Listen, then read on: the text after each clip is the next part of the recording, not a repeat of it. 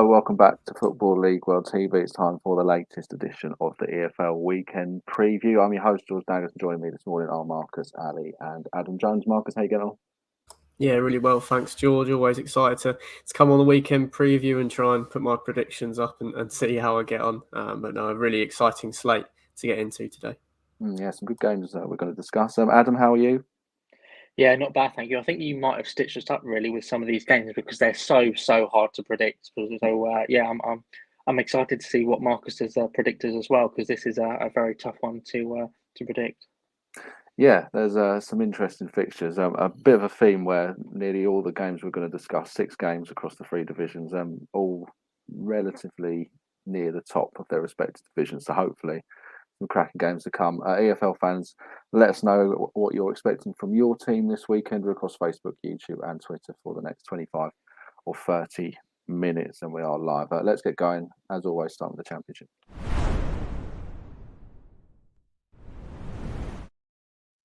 We're going to talk Burnley against Bristol City first of all. Burnley sitting 5th inside the playoff places. Bristol City just outside, sitting 7th. So this, on paper at least, should be quite a close game. Marcus, I guess Burnley are sort of where many would have expected them to be, given that they came down from the Premier League last season. But Bristol City have started quite well as well, haven't they? And it looks like they've found a bit more rhythm compared to where they were last year. Absolutely, they look very impressive. Antoine Semenyo can't even get in the team at the moment. That's how good the front pairing of Nahki Wells and Tommy Conway have been so far. That said, I am a little bit concerned about the way they've been defending. Particularly, there were some glaring errors in their 3-2 loss at Norwich in midweek, but I definitely think they can go to Turf Moor and give a good account of themselves and maybe even sustain this sort of early season playoff push that they've shown under Nigel Pearson so far. That said, the Clarets have been very strong at home, still unbeaten. And I do think there's potentially a chance that the way that the Robins play and the way that they go about their attacking brand of football could play into Burnley's hands a little bit, leaving some open spaces and chances to pick them off. But it's going to be a fascinating watch. Bristol City have been a great follow all season, and I do expect them to certainly rise to the occasion. As for Burnley, Adam, Marcus mentions there that they've been quite hard to beat, not just at home but away as well. Just the one loss so far this season in the league, but 5 draws for the Clarets. It's all about them trying to find a little bit more attacking edge, and that's been the case for them a lot this season, where they've had a lot of the ball, but perhaps haven't always done the most they could with it. Yeah, absolutely. I mean, you just wonder, don't you? I mean, you highlighted it there kind of perfectly. 5 draws, 3 wins. You just feel, are they going to kind of regret not turning those, draws into victories? Obviously, with those 5 draws, you haven't exactly got enough credit in the bank to then start, losing games and, stay at the top of the table. So it's going to be a difficult one for them. Coming into the Preston game, they didn't exactly have the best kind of preparation. Obviously with the last minute equaliser against obviously West Brom must have been a real kind of sucker punch for them, and then they had to wait an extended period of time to kind of rectify that, and then come into the midweek tie, and then obviously being picked back again obviously by their local rival soon after going in front. It's it's a bit of a double sucker punch for them in a way, but I do think that they're in half decent shape at the moment, and I think you've also got to remember that this is quite a new look squad.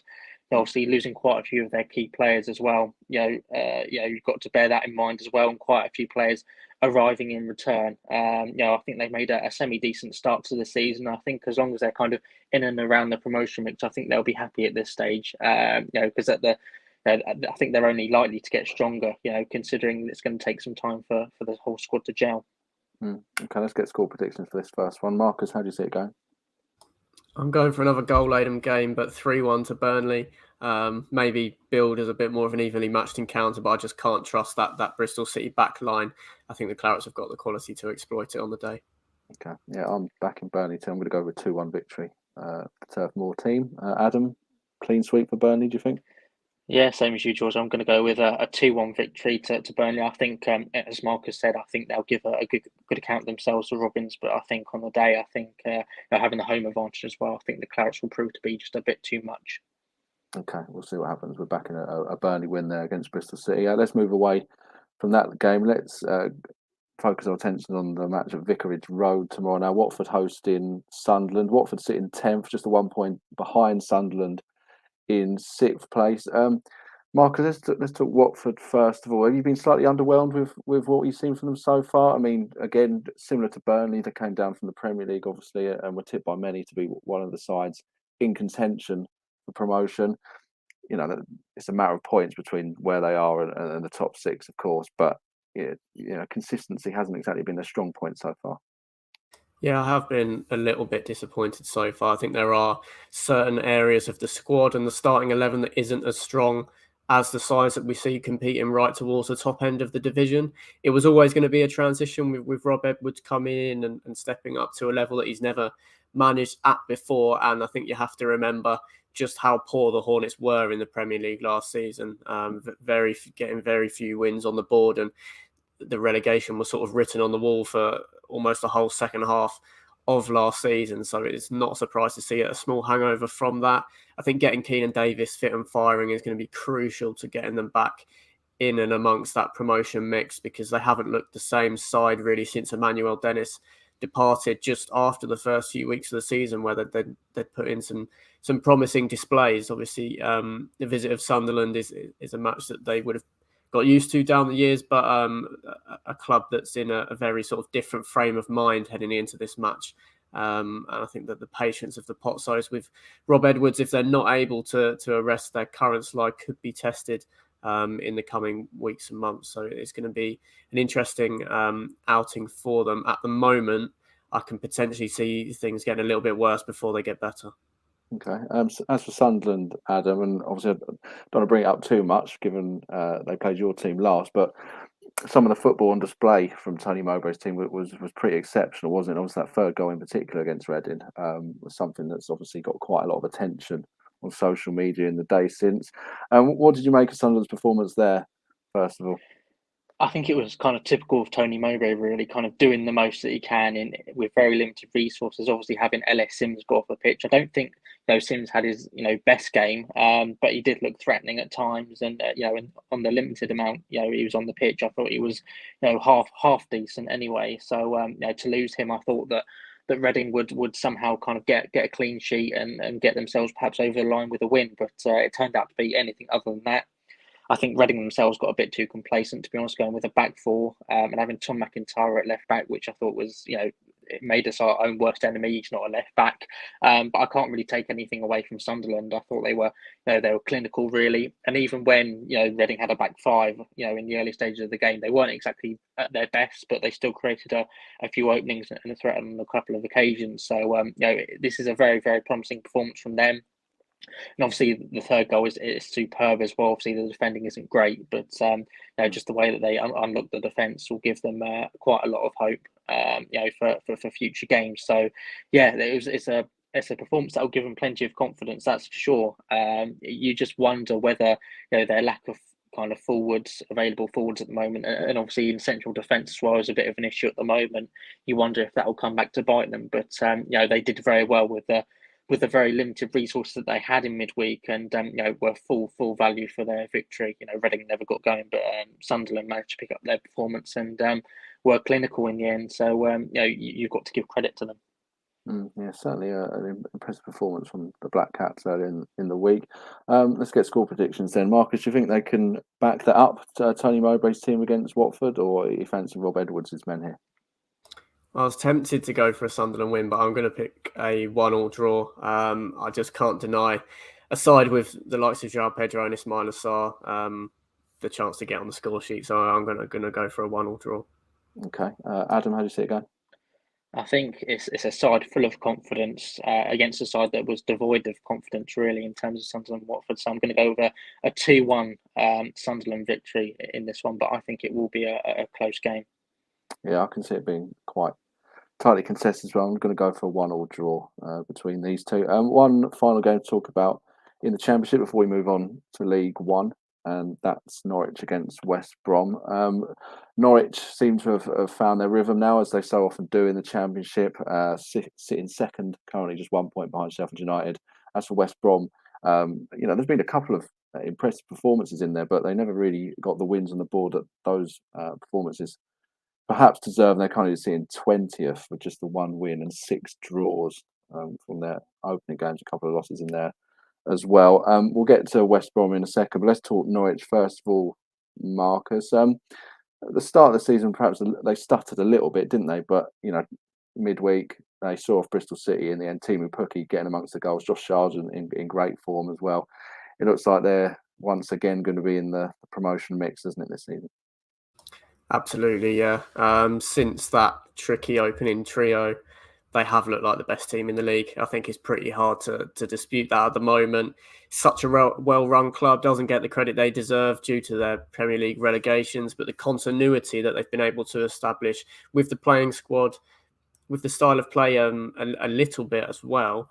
They've got a cohort of players that have been there and done it at championship level, and they just seem to be returning to those levels. Obviously, Pukki's not getting any younger, but he still looks just as deadly in the championship. And with Josh Sargent coming in and adding another goal threat compared to when they were last in the division, they are looking particularly hard to stop at the moment. 6 wins on the bounce. And yeah, they were able to take advantage of some poor defending from Bristol City in midweek, facing a very low on confidence West Brom side as well. Could be a really good opportunity to go 7 from 7.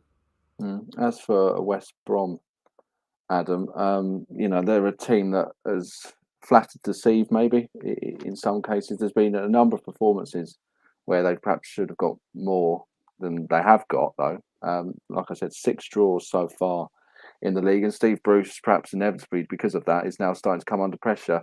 Having said that, then obviously Norwich are probably the one team we didn't want to face this weekend. Can you give them any hope, the Baggies, to get a result?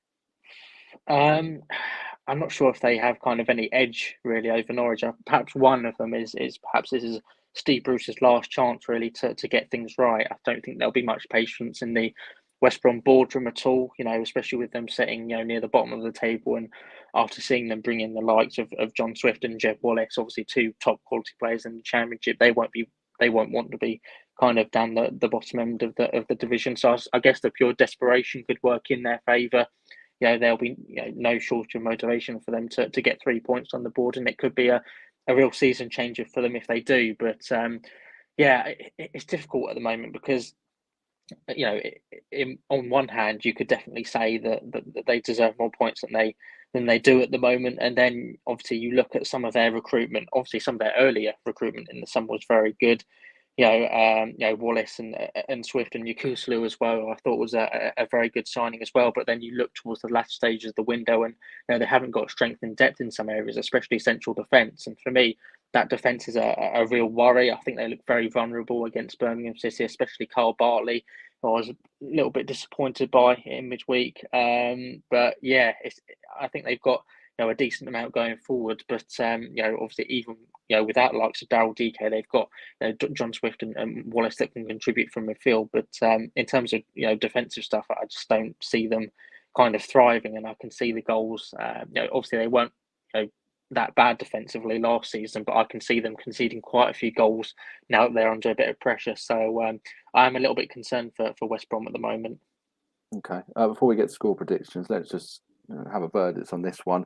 If West Brom do lose this weekend against Norwich, can we see Steve Bruce being relieved of his duties? Marcus, we'll come to you first of all on that one. Definitely. West Brom have been pretty cutthroat in recent years. I think 10 games is a sample size that a lot of people point to at the start of the season. And if he's only won 1 game in that stretch, given the investment in the summer, I don't think he can have too many complaints if he is dismissed. Yeah, judging off West Brom's previous record, I do think this is the end of the road if they lose at Carrow Road. Okay, Adam, how do you see it? Yeah, I'd go the same as Marcus, really. You look at the international break as well that's coming up, and that could be decisive, really, for Steve Bruce. You're thinking that if an international break is coming up, then sacking the manager is probably the right time to do it, to allow a new manager to be appointed and for his kind of ideas to bed in. So yeah, I'm fearful if he loses this one, let alone draws it. I am fearful for him. So I think 3 points will be needed at Carrow Road. Okay, let's get to score predictions then. Marcus, how do you see it go? I'm going 2-1 to Norwich. I don't think West Brom are as bad as results have suggested, but there's just too much attacking quality for me. 2-1 to the Canaries. Yeah, I think it could be a good game. I'm going to go 3-2 between Norwich, and I'm going to go 3-2 in favour of Norwich, in fact. Adam, how does it go? I think it's going to be a 2-0 Norwich. I can see Bruce's kind of tenure ending a similar way to Valerian Ismail's. I think Ismail's last game was actually against Millwall, and I think it was a similar scoreline then. It was just a real kind of drab game for them. So, yeah, I don't have much hope for West Brom, but let's hope they can prove me wrong. Okay, we will see what happens. Steve Bruce and West Brom certainly need to get a win on the board sooner rather than later. We're going to talk League One next. Ipswich are taking on Sheffield Wednesday. Ipswich travelling to Hillsborough tomorrow. First against fourth. Ipswich unbeaten so far in the league, Marcus, but this is potentially one where the O could go for the Tractor Boys. A tough test for them. Yeah, going to be a really interesting test of their credentials. Sheffield Wednesday haven't quite lived up to the individual quality that they've got in the squad and the investment that they had in the summer so far, where Ipswich definitely have, maybe still riding the wave off that really busy summer 2021 window that they had. But since Kieran McKenna's come to the club, they've definitely looked like sort of promotion contenders. And yeah, 6 wins and 2 draws to start the season has been really commanding. Just 4 goals conceded in that time as well. Haven't quite gelled at the top of the pitch yet, but when the defensive process is that strong, often you're only needing to score 1 goal to win a game. They will likely be on the back foot more than they have been in recent weeks at Hillsborough. So it'll be interesting to see how they react to that, whether they can hurt the Owls in transition, because I think the expectation and pressure is on the hosts with a 4-point gap between them and the top 2. But no, Ipswich have stood out as potential League One title winners already this season, potentially as some people expected. But yeah, the proof will be in the pudding against the side that's expecting them and hoping to rival them for that crown. Adam, do you think if you offered Ipswich a draw now going into this game, that they'd take it? Yeah, I think so. I think it's still a result that will keep the momentum up. A draw at Hillsborough, especially with their home record. You look at last season. That Sheffield Wednesday's home record. It was superb, really. So, I think they'd snap your hand off. I think for a draw. Obviously they'll go for a win as well. I don't think they'll sit back. I think they'll bring their own games to Hillsborough and will have no fear, considering that they're at the top of the tree. But now that they are at the top of the tree, they're there to be shot at. So you think that they definitely take a draw, even if it's a 0-0 or 1-1, as long as they keep things reasonably tight at the back. I think they'll be reasonably satisfied with a 0-0 or 1-1. Plenty of attacking talent on show in this one. You look at the goals scored so far in the league. Only Portsmouth have scored more than Ipswich and Sheffield Wednesday so far in the third tier. Marcus, with that in mind, is it going to be a high-scoring game at Hillsborough? I don't think so. I think there is a chance they cancel each other out a bit. As you mentioned, I think Ipswich would take a draw, potentially even Wednesday as well, to ensure that they sort of that the gap didn't grow any more. Obviously, Portsmouth v Plymouth playing each other in the background kind of adds another layer of context into this match. The top 4 all going head to head in League One this weekend. But I can see it being quite a low scoring game, given the way that the Ipswich set up, an outstanding goalkeeper in Christian Walton as well, if they do concede some chances. So yeah, I think it's going to be a low scoring one. Okay, let's get your score prediction then, Marcus. I'm going 1-0 Sheffield Wednesday, actually, the unbeaten run to end for Ipswich. I think you look to your senior players in matches like this, and I think on individual quality, Wednesday have probably got a little bit more, and potentially some Barry Bannon magic to win it for them at Hillsborough. Okay, Adam, do you think Ipswich's unbeaten record in the league's coming to an end this weekend? No, I'm going to go with a 2-2 draw. Actually, I think there are some defensive vulnerabilities there for Sheffield Wednesday. They were quite lucky against Morecambe early on, and I think that Sheffield Wednesday, as I said, they can show their defensive frailties, and I think they may concede a couple. But they at Hillsborough as well, they can also score as well. So they haven't got any shortage really of attacking threats either in their team, and their squad depth is superb as well. Their bench is probably to the envy of many Championship teams. So I'm going to go with a 2-2. I can't really carve a difference really between them. I think this is going to be a very tight match. Okay. Having said myself that there's both teams have been very good going forward so far this year, I'm going to go for a 1-1 draw between the two. They may well limit each other in the goal scoring stakes. One other game to talk about in League One, and another game that's towards the top of the table. Bolton against Peterborough. Peterborough obviously started the season in great form, but they've lost 3 on the spin now in the 3rd tier. As for Bolton, they're a side that we know all about their attacking intent, but they've been a team as well that seems to have shored up a little bit more at the back. Marcus, let's come to you first of all. Bolton go into this ahead of the Posh. Does that make them favourites? I would say so, narrowly. They have been playing very well at home. A really comfortable 2-0 win at MK in midweek could have been even more than that, to be honest. And they've sort of recovered from back-to-back defeats really well. Two comfortable wins, beating Charlton 3-1 and MK 2-0 last time out, as I've mentioned. So, yeah, I think they should rightfully come in as narrow favourites. Have been clicking a little bit more in both boxes so far, and obviously Posh a disappointing defeat in midweek to Fleetwood. I do give them a good chance going to the Uni Bowl, but I would say that Bolton are probably rightfully narrow favourites heading into this one. As for Peterborough, Adam, as we mentioned, they're a team that started the season off really well. One of the favourites for promotion as well. But it's gone a little bit awry for them in recent matches. What have you made of that dip?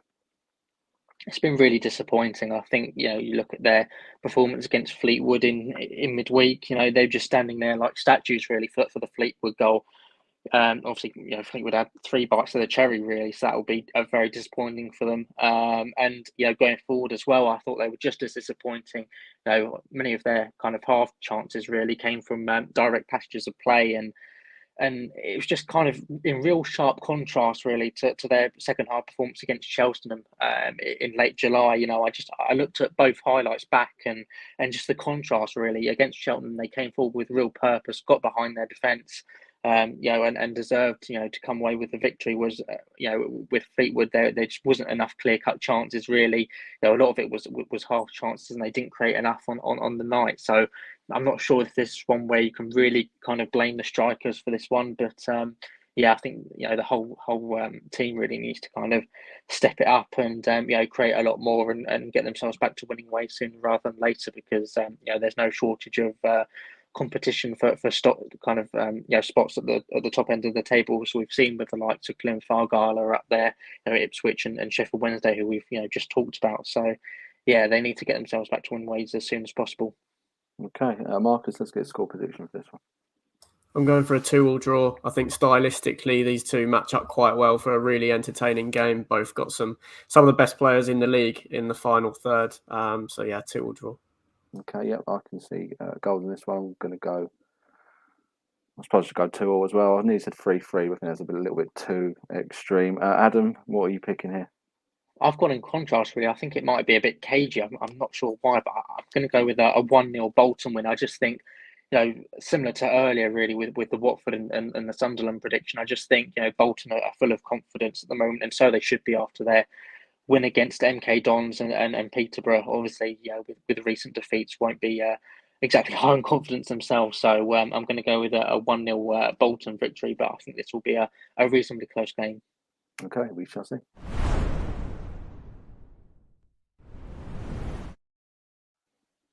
Finally, we get to League Two. One game we're going to talk about in the 4th tier, and that's Stevenage's trip to Bradford. Stevenage very much been, well, the story of League Two and arguably the story of the EFL as well so far this year. Sitting second in the League Two table. As for Bradford, they're sitting 6th, and Bantam's fans hoping that this year will finally be the one where they start climbing back up the Football League. Marcus, let's come to Stevenage first of all. Though, are we at a point now where we can safely say they're going to be in the promotion and playoff conversation for the rest of the year, or is this still just early season, good start, but they'll fade away at some point? I'm hesitant to go that big just yet. They've won 6 of their opening 8, which is better than any supporters really could have dreamed of, considering how they performed in the last 2-3 seasons. But all 6 of those wins have come by a single goal margin, which leads me to think that they will come unstuck at some point. At the moment, they're second in the league, and they could well have a little drop off and stay involved in that top 7 picture for the majority of the season. I can definitely see them being, playoff contenders, at least at this stage. But I just think they're relying on their incredibly solid defence so far, more than some other teams are in the division. Obviously, a great win over Newport in midweek. Good to get Alex Gilby for him to break his duck for the club, potentially a sustainable goal threat from midfield, a player that's only moved to the club due to sort of the location of it rather than the level that he should be playing in his career or could be playing. So it's going to be an interesting one. I think that they'll sort of relish the chance to go to the biggest club in League Two and try and spoil the party a little bit. But in terms of their promotion credentials at the moment, I would still be hesitant to say that they're going to be in and around where they are currently in the league table for the remainder of the campaign. As for Bradford, Adam, regardless of where we think Stevenage might end up this year, this is still a good opportunity for them to make a statement, isn't it? They're in the playoff mix at this early stage. 3 points against a team that's sitting second, has started the season so well, will only go to serve to improve the confidence around Valley Parade. Definitely, yeah. I think this will be a statement victory. I know that Stevenage haven't had the best fortunes perhaps in recent seasons, but they've proved their quality so far this season. I thought they were full value for their victory against Newport. I think the scoreline was a little bit misleading. I think they could have won by more. So that will be the real kind of promising thing I think for Steve Evans, and that's something that Bradford need to look out for. Looking at their midweek performance against Tranmere, obviously, a decent result for them. But I do think their defence was cut open quite a few times. So that will be kind of one source of concern for them, is the fact that Stevenage actually looked quite good going forward in midweek, and Bradford, they could have conceded more. So that's the one kind of thing kind of working against Bradford. But they do have Andy Cook, and that's going to be a real game changer for them. Obviously, quite a few players came in the summer. Obviously, some really influential players as well, like Richie Smallwood. But it's Andy Cook really that's continuing to kind of step up to the plate, and he's one kind of weapon that they'll look to use. But I think kind of after last season, just looking at them in general, I think they'll probably just take being in the promotion mix at the moment. Obviously, look at last season and they didn't have the best fortune. So to kind of stick in around the top 7, I think for them will be something that they'll take all day long, and it'll be interesting to see if they can kind of maintain a promotion push. But a win tomorrow will only kind of go on and boost their confidence. So it'll be interesting to see whether they can get those 3 points. Okay, let's get the score prediction. I'm going to go for a 1-1 draw between these two. Marcus, what's your call? Go for another draw, but 0-0. I think Stevenage has just been so solid. Only conceded 6 goals from 8 games. Chances just over 4 expected goals as well. Outstanding process. So I'm going to back them to keep a clean sheet. 0-0. Okay, Adam. I'm going to go with 1-1. I think that Bradford's kind of home advantage will work in their favour, but just their defence kind of in midweek. I know that they only conceded 1, but I just feel like they're going to perhaps concede again, at home, because I just don't think their defence was absolutely fantastic and not as good as it could be. So I'm going to go with a 1-1 draw. Okay, draws across the board then between Bradford and Stevenage.